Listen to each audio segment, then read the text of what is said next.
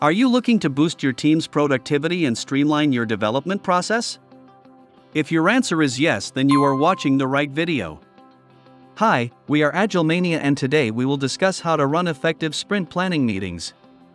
If you find our video helpful, please subscribe to our YouTube channel and press the bell icon. To kick things off, let's quickly understand what sprint planning is. Sprint planning is a key event in Agile software development, where the team decides what to work on in the next sprint, how to do it, and who will do it. Sprint planning helps the team align on the scope, priorities, and expectations of the sprint. In this video, we will cover the main goals and steps of sprint planning, and share some tips and best practices to make it successful.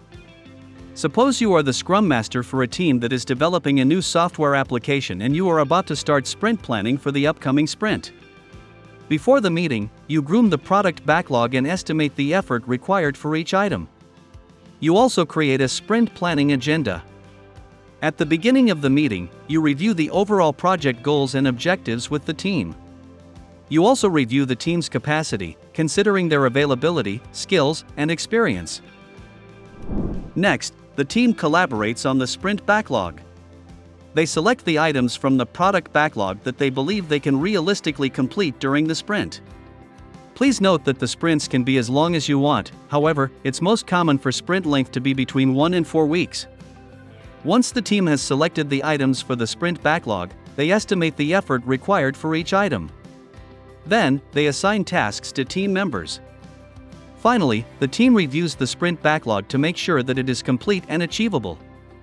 They also make sure that everyone understands their assignments and the deadlines for each task. Here are some tips for running effective sprint planning meetings. First, start with a clear agenda. The agenda should list all of the topics that need to be discussed during the meeting. This will help to keep the meeting on track and ensure that all of the important topics are covered. One way to create a clear agenda is to use a template.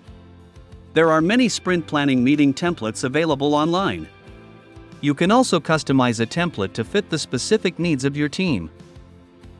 Next, review the sprint goal. The sprint goal is a high-level statement of what the team wants to accomplish during the sprint. It's important to review the sprint goal at the beginning of the sprint planning meeting to make sure that everyone on the team is aligned. One way to review the sprint goal is to have the product owner present the goal to the team at the beginning of the meeting. The product owner can also answer any questions that the team may have about the goal. Then, prioritize the product backlog. The product backlog is a list of all of the features and functionality that the team needs to develop. At the sprint planning meeting, the team will need to prioritize the product backlog and select the items that they will work on during the sprint. One way to prioritize the product backlog is to use a prioritization matrix. A prioritization matrix is a tool that helps teams to prioritize items based on their importance and value. Next, we need to estimate the work. Once the team has selected the items that they will work on during the sprint, they will need to estimate the amount of effort required to complete each item. This will help the team to set realistic goals for the sprint. One way to estimate the work is to use planning poker. Planning poker is a technique that uses cards to estimate the effort required to complete a task. Then, assign tasks. Once the team has estimated the work, they will need to assign tasks to individual team members.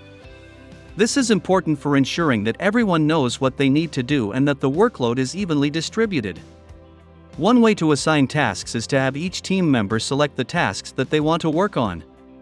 This is a good approach if the team members have a good understanding of their own skills and abilities.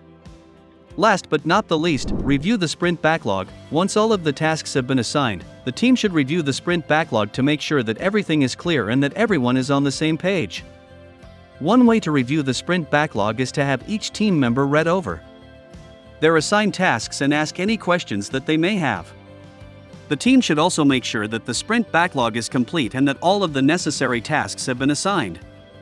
That's all from our side. For more information on sprint planning and Agile software development, you can check out the resources we have mentioned in the description box. Thank you for watching and happy sprinting!